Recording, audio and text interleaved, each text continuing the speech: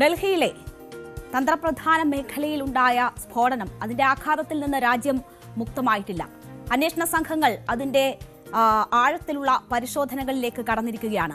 ഓരോ വിവരങ്ങളായി പുറത്തു വരുമ്പോൾ ഈ സംഘം പദ്ധതിയിട്ടിരുന്നത് വളരെ ആസൂത്രിതമായ തുടർ സ്ഫോടനങ്ങൾക്കാണ് എന്ന വിവരം വരികയാണ്.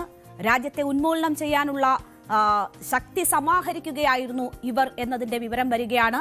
അവർ ഡൽഹിയിൽ 6 സ്ഫോടനം നടത്താനുള്ള നീക്കമാണ് നടത്തിയിരുന്നത് എന്നതിന്റെ വിവരമാണ് വരുന്നത്. അത് ഒരു പരിധിവരെ അപ്പോൾ നമുക്ക് ഈ ഒരു വലിയ ആക്രമണ പദ്ധതി തകർക്കാൻ കഴിഞ്ഞു എന്ന ഒരു ആശ്വാസം അതിൽ കണ്ടെത്താം.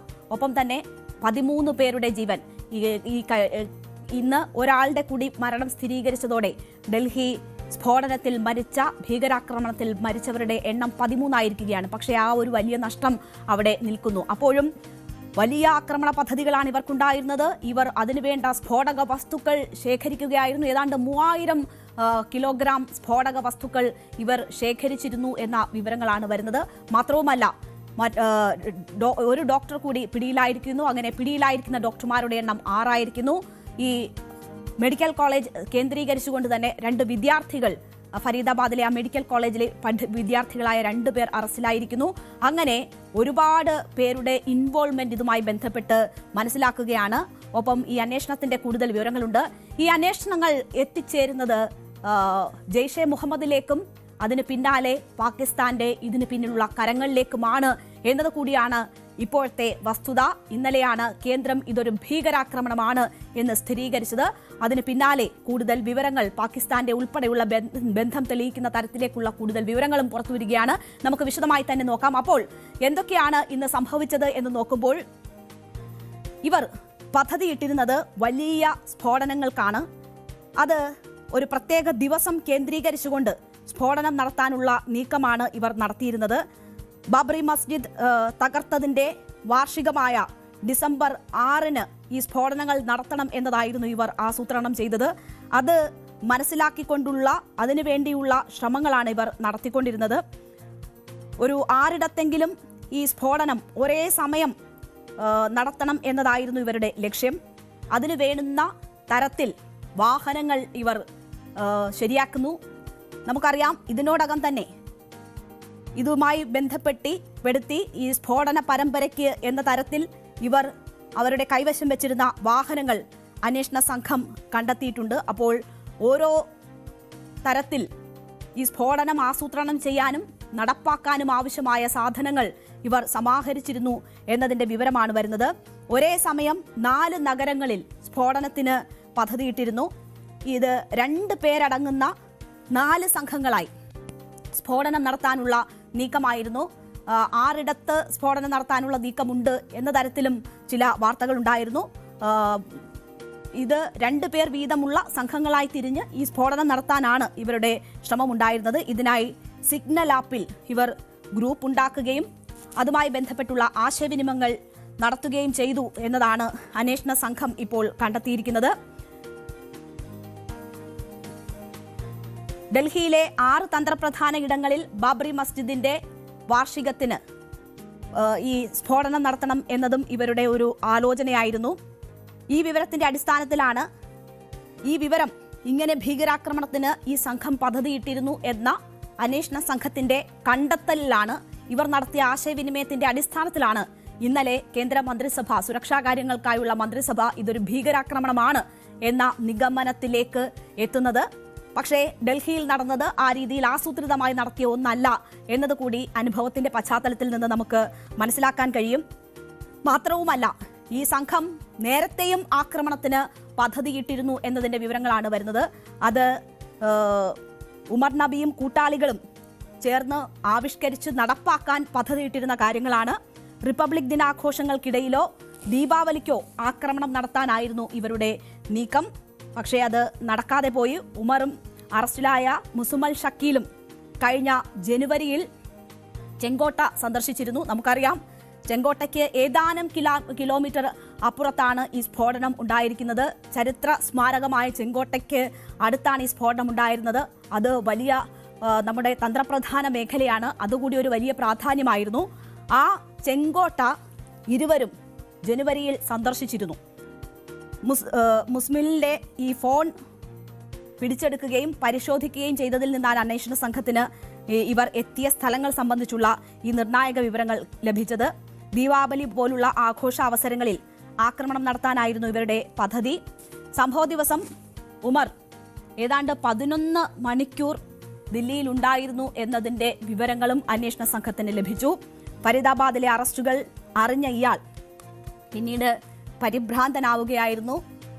താനും പിടിക്കപ്പെടും എന്ന ബോധ്യത്തിൽ ആയിരുന്നു ഇയാൾ വാഹനമെടുക്കുകയും ആ രീതിയിലൊരു സ്ഫോടനത്തിലേക്ക് കാര്യങ്ങൾ പോവുകയും ചെയ്തത്. ഒന്നുകിൽ അബദ്ധത്തിലുണ്ടായ സ്ഫോടനം, അല്ലെങ്കിൽ താൻ രക്ഷപ്പെടില്ല എന്ന് ഉറപ്പായപ്പോൾ മനഃപൂർവ്വം ഉണ്ടാക്കിയ ഒരു സ്ഫോടനം എന്ന നിലയിലാണ് ഇപ്പോൾ അന്വേഷണ സംഘം നിഗമനങ്ങളിൽ എത്തിച്ചേരുന്നത്. ഇനി ഇതിൽ ഉൾപ്പെട്ടിട്ടുള്ള കാറുകൾ, ഇതിനോടകം 32 കാറുകൾ ഈ സംഘം കൈക്കലാക്കിയിട്ടുണ്ട് എന്നതിന്റെ വിവരങ്ങളാണ് വരുന്നത്. 32 കാറുകൾ എന്ന് പറയുമ്പോൾ എന്തൊക്കെയായിരുന്നു, എത്ര വലിയ ആസൂത്രണമാണ് ഇവർ നടത്തിയിരുന്നത് എന്നത് നമുക്ക് മനസ്സിലാകും. അത് ഈ സ്ഫോടക വസ്തുക്കൾ അങ്ങോട്ടും ഇങ്ങോട്ടും കൊണ്ടുപോകുന്നതിനും സ്ഫോടനം നടത്തുന്നതിനും മറ്റ് ഇതുമായി ബന്ധപ്പെട്ടുള്ള ആവശ്യങ്ങൾക്കുമായിട്ടാണ് ഈ 32 വാഹനങ്ങൾ. നിസാര പൈസയ്ക്ക് 1.5 ലക്ഷം രൂപയൊക്കെ വരുന്ന പഴയ വാഹനങ്ങളാണ് ഇടനിലക്കാരെ ഉപയോഗിച്ച് വാങ്ങുന്നത്. ഈ വാഹനങ്ങൾ വാങ്ങിക്കഴിഞ്ഞാൽ പെട്ടെന്ന് തന്നെ ഇത് വീണ്ടും വീണ്ടും കൈമാറ്റം ചെയ്ത് ഒരു തരത്തിലും അന്വേഷണ സംഘം തങ്ങളെ തേടി വരരുത് എന്ന ഉദ്ദേശത്തോടു കൂടിയുള്ള കൈമാറ്റങ്ങൾ നടത്തിയിരുന്നു. അങ്ങനെ 32 കാറുകൾ സംശയനിഴലിലാണ്. ഇപ്പോൾ ഇതിനോടകം കണ്ടെത്താനായിട്ടുള്ളത് 4 വാഹനങ്ങൾ മാത്രമാണ്. ഒന്ന് i20 വാഹനമാണ്. അത് ഉമർ നബി സഞ്ചരിച്ചിരുന്ന വാഹനമാണ്. അത് സ്ഫോടനത്തിൽ പാടെ തകർന്നിരുന്നു. മറ്റൊന്ന് ഫോർഡ് എക്കോസ്പോർട്ട് ആണ്.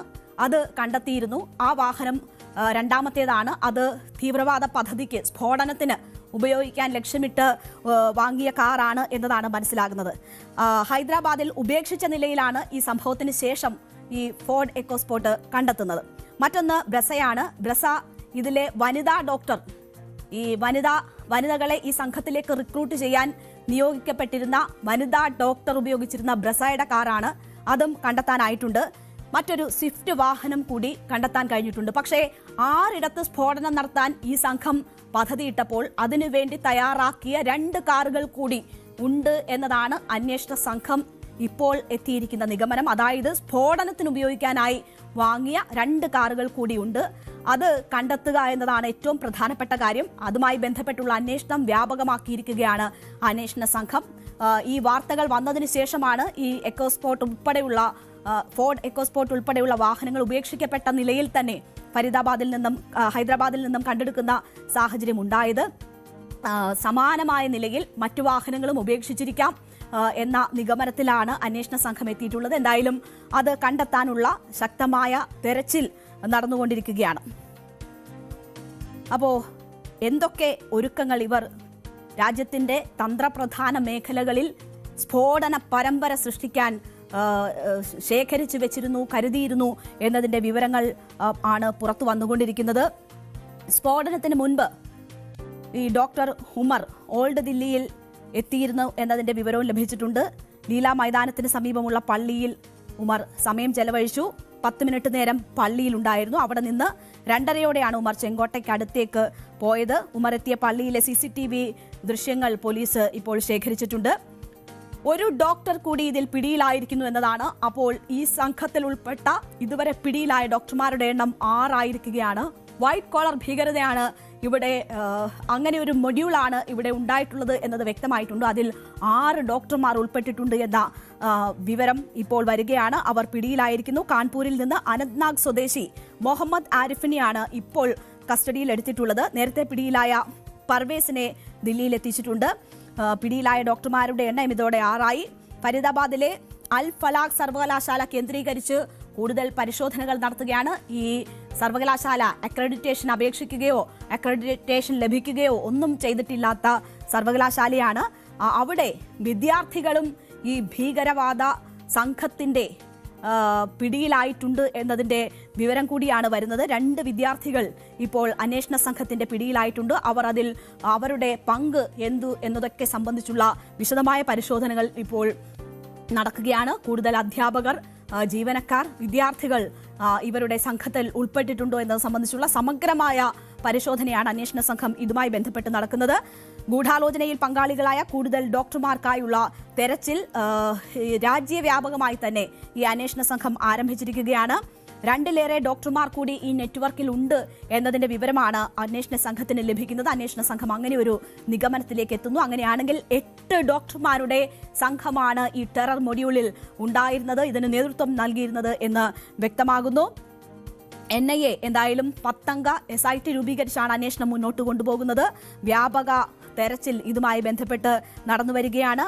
ഭീകരർക്ക് തുർക്കിയിൽ നിന്ന് സഹായം ലഭിച്ചിട്ടുണ്ട് എന്നതിന്റെ വിവരങ്ങൾ കൂടി അന്വേഷണ സംഘത്തിന് കഴിഞ്ഞ ദിവസങ്ങൾ മുതൽ തന്നെ അത്തരമൊരു സംശയം ഉയരുന്നതാണ്. ഈ ഉമറും മുസമിനും തുർക്കി സന്ദർശിച്ചിരുന്നു. 1ലേറെ തവണ തുർക്കി സന്ദർശിച്ചതിന്റെ വിവരങ്ങൾ ഇവർക്ക് ലഭിച്ചിട്ടുണ്ട്. തുർക്കിയിൽ നിന്നുള്ള ചിലരുടെ സഹായങ്ങളും ഉപദേശങ്ങളും ഇവർ തേടിയിരുന്നതായി വിവരങ്ങൾ വരുന്നു. അപ്പോൾ അതുമായി ബന്ധപ്പെട്ടുള്ള അന്വേഷണം കൂടി ഊർജിതമാക്കുന്നു. ഇവർക്ക് തുർക്കിയിൽ നിന്ന് എന്തൊക്കെ തരത്തിലുള്ള സഹായങ്ങൾ ലഭിച്ചിട്ടുണ്ട്, ആരൊക്കെയായി ബന്ധപ്പെട്ടിട്ടുണ്ട് എന്നതിന്റെ പരിശോധനയാണ് NIA നടത്തുന്നത്. നമുക്കറിയാം, ഈ ഭീകരവാദ സംഘടനകളുമായി ബന്ധപ്പെട്ട് അവരുടെ വേര് എവിടെയൊക്കെ എന്ന കാര്യത്തിൽ കൂടുതൽ പരിശോധനകൾ ആവശ്യമാണ്. എന്തായാലും ഓപ്പറേഷൻ സിന്ദൂറിന്റെ സമയത്ത് തുർക്കിയിൽ നിന്നുള്ള ആയുധങ്ങൾ പാകിസ്ഥാൻ ഉപയോഗിച്ചത് നമ്മളുടെ ശ്രദ്ധയിൽപ്പെട്ടിരുന്നതാണ്. ഈ ആയുധങ്ങളുടെ അവശിഷ്ടങ്ങളിൽ നിന്ന് അത് തുർക്കിയിൽ നിർമ്മിച്ചതാണ് എന്നതിന്റെ വിവരങ്ങൾ പുറത്തു വന്നിരുന്നതാണ്. ആ ഓപ്പറേഷൻ സിന്ദൂർ ഉൾപ്പെടെയുള്ള കാര്യങ്ങളിൽ തുർക്കി സ്വീകരിച്ചിരുന്ന നിലപാടുകളും ഇന്ത്യയെ സംബന്ധിച്ച് ഒട്ടും യോജിക്കാൻ കഴിയുന്നതായിരുന്നില്ല. അവിടെയാണ് ഈ ഭീകരരുടെ തുർക്കി ബന്ധം കൂടുതൽ ചർച്ചയാകുന്നത്. അതുമായി ബന്ധപ്പെട്ടുള്ള കൂടുതൽ പരിശോധനകൾ നടക്കാൻ പോകുന്നത്. ഈ അന്വേഷണം മുന്നോട്ട് പോകുമ്പോൾ ഈ കണ്ണികൾ പാകിസ്ഥാനിലേക്കാണ് എത്തുന്നത് എന്നതുകൂടി വ്യക്തമാകുന്നു. ഇന്നലെയാണ് നമ്മുടെ മന്ത്രിസഭാ സമിതി, സുരക്ഷാ കാര്യങ്ങൾക്കായുള്ള സമിതി ചേർന്ന് ഇത് ഒരു ഭീകരാക്രമണമാണ് എന്ന നിഗമനത്തിലേക്ക് എത്തുന്നത്. ആദ്യ ദിവസം, 2ാം ദിവസം ഇത് സംബന്ധിച്ച് യാതൊരു തരത്തിലും ഒരു ഭീകരാക്രമണമാണ് എന്നൊരു ഒഫീഷ്യൽ സ്റ്റേറ്റ്മെന്റ് ഉണ്ടായിട്ടില്ല എന്ന ഒരു കാര്യം നമ്മൾ പരിശോധിക്കണം. അപ്പോൾ കൃത്യമായ വിവരങ്ങളുടെ അടിസ്ഥാനത്തിലാണ് ഇന്ത്യ ഇത് ഭീകരാക്രമണം ആണ് എന്ന് പറയുന്നത്. അത് ജെയ്ഷെ മുഹമ്മദ് ഉൾപ്പെടെയുള്ള സംഘടനകളുമായി ഈ ഡോക്ടർമാരിൽ പ്രധാനികൾക്ക് ഉണ്ടായിട്ടുള്ള ബന്ധം സംബന്ധിച്ച് കൃത്യമായ വിവരങ്ങൾ ലഭിച്ചതിന്റെ അടിസ്ഥാനത്തിലാണ്. മാത്രവുമല്ല, രാജ്യത്ത് സ്ഫോടന പരമ്പര നടത്താൻ തന്നെ ഇവർ പദ്ധതിയിട്ടിരിക്കുന്നു എന്നതിന്റെയും അതിനുള്ള സ്ഫോടക വസ്തുക്കൾ ശേഖരിച്ചതിന്റെയും കൃത്യമായ വിവരത്തിന്റെ അടിസ്ഥാനത്തിൽ കൂടി തന്നെയാണ് അത്തരമൊരു ഭീകരാക്രമണം എന്ന സ്ഥിരീകരണത്തിലേക്ക് കേന്ദ്രം എത്തിയിരിക്കുന്നത്. അപ്പോൾ അറസ്റ്റിലായ ഈ ലക്നൌ സ്വദേശി ഡോക്ടർ ഷഹീന് ഈ ജെയ്ഷെ മുഹമ്മദുമായി അടുത്ത ബന്ധം, ഈ വനിതാ ഡോക്ടർക്ക് ജെയ്ഷെ മുഹമ്മദുമായി അടുത്ത ബന്ധമുണ്ട് എന്നതിന്റെ വിവരങ്ങൾ കൂടി അന്വേഷണ സംഘത്തിന് ലഭിച്ചിരിക്കുകയാണ്.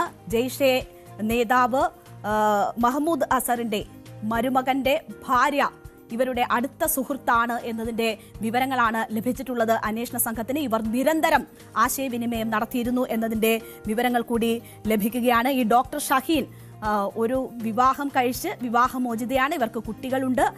അവർ പിന്നീട് കുടുംബവുമായി അകന്ന് കഴിയുകയായിരുന്നു. അവിടെ നിന്നാണ് മുസമിനുമായി ഇവർ ബന്ധം സ്ഥാപിക്കുകയും അവർ ഒരുമിച്ച് ഇത്തരം ഭീകര പ്രവർത്തനങ്ങൾക്കുള്ള ആസൂത്രണങ്ങൾ നടത്തുകയും ചെയ്തത്. ഇവരുടെ മുൻ ഭർത്താവ് മാധ്യമങ്ങളോട് സംസാരിക്കുമ്പോൾ ഇവർ ഒരിക്കലും പർദ്ദ ധരിച്ച് താൻ കണ്ടിട്ടില്ല എന്ന് പറയുന്നു. ഇവർ ഇങ്ങനെ ഏതെങ്കിലും തരത്തിലുള്ള സംശയങ്ങൾ ഇവരുടെ പെരുമാറ്റത്തിൽ ഉണ്ടായിട്ടില്ല എന്ന് പറയുന്നു. കുട്ടികളോടൊക്കെ വളരെ സ്നേഹത്തോടും കരുണയോടും കൂടി പെരുമാറിയിരുന്ന വ്യക്തിയാണ് ഇവർ എന്ന് പറയുന്നു. പക്ഷേ അവർ ഇപ്പോൾ ഈ ഭീകര പ്രവർത്തനങ്ങളുടെ നെടും തൂണായിട്ട് പ്രവർത്തിച്ചിരുന്ന വ്യക്തിയാണ് എന്നതിന്റെ വിവരങ്ങളാണ് വരുന്നത്. ഇവർക്ക് ജെയ്ഷെ മുഹമ്മദുമായി അടുത്ത ബന്ധമുണ്ട്. മസൂദ് അസറിന്റെ അനന്തരവന്റെ ഭാര്യ ആരിഫ ബീവിയുമായി ഷഹീന് ബന്ധമുണ്ട്. അവർ നിരന്തരം ആശയവിനിമയം നടത്തിയിരുന്നു എന്നതിന്റെ വിവരങ്ങളാണ് പുറത്തുവരുന്നത്. ആരിഫ ബീവിയുമായി ഷഹീൻ സമ്പർക്കത്തിലായിരുന്നു എന്ന് ഏജൻസികൾക്ക് കൃത്യമായ വിവരങ്ങൾ ലഭിക്കുന്നു. ജെയ്ഷെ വനിതാ സംഘത്തിനായി ഷഹീൻ പ്രവർത്തിച്ചിരുന്നു എന്ന വിവരം നേരത്തെ പുറത്തുവന്നിരുന്നതാണ്. ജെയ്ഷെ മുഹമ്മദിലെ ഉന്നതരുമായി ഷഹീന് ബന്ധമുണ്ടെന്നാണ് ഇപ്പോൾ നിലവിൽ വരുന്ന റിപ്പോർട്ടുകൾ. അപ്പോൾ ആ ഭീകര സംഘടനയുടെ ഇതിലെ ഇൻവോൾവ്മെന്റ് സംബന്ധിച്ചുള്ള കൂടുതൽ തെളിവുകളായി ഈ ഷഹീന്റെ ഇടപാടുകൾ കൂടി മാറുകയാണ്. അപ്പോൾ എല്ലാ കണ്ണികളും ഇത് ജെയ്ഷെ മുഹമ്മദ് എന്ന ഭീകരവാദ സംഘത്തിന്റെ നേതൃത്വത്തിൽ ഇന്ത്യയിൽ ഉടലെടുത്ത ഒരു മൊഡ്യൂൾ, അത് ഇന്ത്യക്കാരായ റാഡിക്കലൈസ്ഡ് ആയിട്ടുള്ള ഭീകരരെ ഉപയോഗിച്ച് രാജ്യത്തിനെതിരെ പ്രവർത്തനം നടത്താൻ അവരെ പ്രാപ്തരാക്കി അങ്ങനെ സംഭവിപ്പിച്ച സ്ഫോടനമാണ് ഡൽഹിയിൽ നടന്നിരിക്കുന്നത്. ഇത് മാത്രമല്ല, രാജ്യത്തെ അപായപ്പെടുത്താൻ 6 ഇടങ്ങളിൽ കനത്ത സ്ഫോടനത്തിന്, ബാബറി മസ്ജിദ് ദിനത്തിൽ കനത്ത സ്ഫോടനത്തിന് 6 തന്ത്രപ്രധാന ഇടങ്ങൾ തെരഞ്ഞെടുത്ത് അവിടെ സ്ഫോടനം നടത്താൻ ഇവർ ശ്രമിച്ചതിന്റെ, അതിന് തയ്യാറെടുപ്പ് നടത്തിയതിന്റെ, ആസൂത്രണം നടത്തിയതിന്റെ തെളിവുകൾ കൂടി പുറത്തു വരികയാണ്. എന്തായാലും വലിയ തരത്തിലുള്ള ജാഗ്രതയിലേക്ക് രാജ്യം നീങ്ങുന്ന സാഹചര്യമാണ്. വൈറ്റ് കോളർ ടെററിസത്തിന്റെ വേരുകൾ എവിടെയെന്നത് ഇനിയും കണ്ടെത്തേണ്ടിയിരിക്കുന്നു. അത് അടിമുടി നശിപ്പിക്കും വരെ ഇനി രാജ്യത്തിന് ഉറക്കമില്ലാത്ത ദിവസങ്ങൾ എന്ന് തന്നെ പറയാം. എന്തായാലും കുറേ നാൾ നമ്മുടെ പൊതുവിടങ്ങൾ സുരക്ഷിതമെന്ന് നമ്മൾ കരുതി. പക്ഷെ അവിടങ്ങളിലേക്ക് ഭീകരവാദത്തിന്റെ കടന്നുകയറ്റം ഉണ്ടാകുമ്പോൾ അത് ഓരോ മനുഷ്യനെയും അസ്വസ്ഥപ്പെടുത്തുന്നതാണ്. എന്തായാലും ഭീകരവാദത്തോട് സന്ധിയില്ല എന്നതാണ് രാജ്യം പ്രഖ്യാപിച്ചിരിക്കുന്നത്. ഇതിൽ ഉത്തരവാദികളായവരെ മുഴുവൻ നിയമത്തിന് മുന്നിൽ കൊണ്ടുവരും എന്ന് അധികാരികൾ ഉറപ്പു നൽകുന്നു. ആ ഉറപ്പ് നമുക്ക് വിശ്വസിക്കാം. ഭീകരവാദത്തിനെതിരെ സന്ധിയില്ലാത്ത പോരാട്ടത്തിൽ നമുക്ക് ഏവർക്കും അണിനിരക്കുകയും ചെയ്യാം.